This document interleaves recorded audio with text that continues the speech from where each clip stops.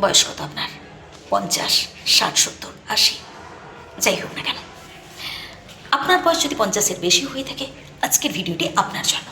কারণ আজকে কিছু গুরুত্বপূর্ণ কথা বলবো, যেগুলো শুনলে আপনার খুব ভালো লাগবে।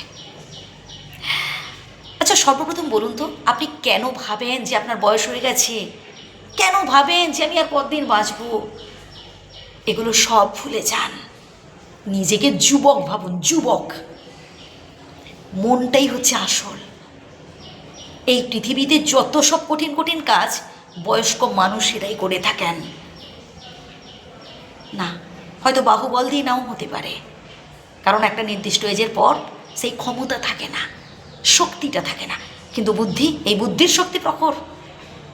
শ্রদ্ধা জানাই, প্রণাম জানাই সেই জন্য। হ্যাঁ প্রিয় বন্ধু, বুদ্ধি দিয়ে কাজ করছেন। নিজেকে স্ট্রং ভাবুন, কখনো নিজেকে দুর্বল ভাববেন না, কখনো নিজেকে অসহায় ভাববেন না। আপনি যদি নিজেকে দুর্বল ভাবেন, পরিবারের সবাই আপনাকে দুর্বল ভাবতে শুরু করবে। আপনি যদি কথায় কথায় অপরের উপর নির্ভর হয়ে থাকেন, হ্যাঁ আমার ছেলে মেয়ে যেটা বলবে সেটা হবে, হ্যাঁ তোরা যেটা বলছিস সেটাই করে দে না, হ্যাঁ সবাই যেটা বলছে সেটাই হবে। একটা সময় দেখবেন এই যে অপরের উপর দায় চাপিয়ে দিলেন, যে তোরা যেটা বলবি সেটাই হবে। আপনি নিজে ভাবলেন না, একটু রিস্ক নিলেনও না, পরবর্তীকালে আপনাকে চোখে জল ফেলতে হবে। আপনাকে পাত্তাই দেবে না, আপনাকে পাত্তাই দেবে না। তাই নিজের পছন্দ অনুযায়ী সিদ্ধান্ত নিন। আপনার কোন কাজটা করতে ভালো লাগে, আগে নিজের মনকে প্রশ্ন করুন।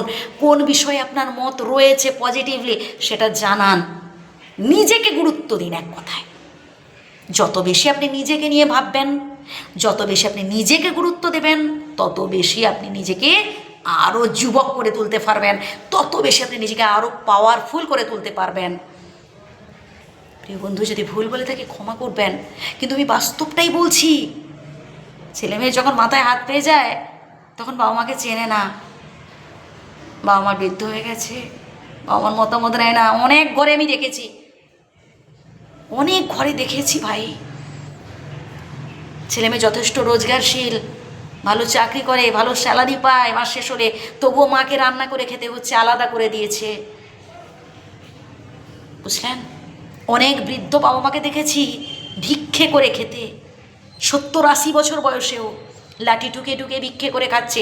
কষ্ট হয়তো, অনেকে তো এরকম আছে। তাই আমি কথাগুলো বলছি, এটা যাতে একটু আমরা নিজেদেরকে চেঞ্জ করতে পারি।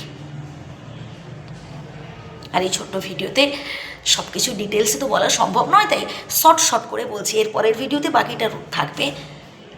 আর এই পেজে, বা যদি আপনারা ইউটিউব থেকে দেখে থাকেন বা ফেসবুক থেকে দেখে থাকেন, এখানে শুধুমাত্র এইরকম ভালো ভালো মোটিভেশনই পাবেন, আর কিছু না।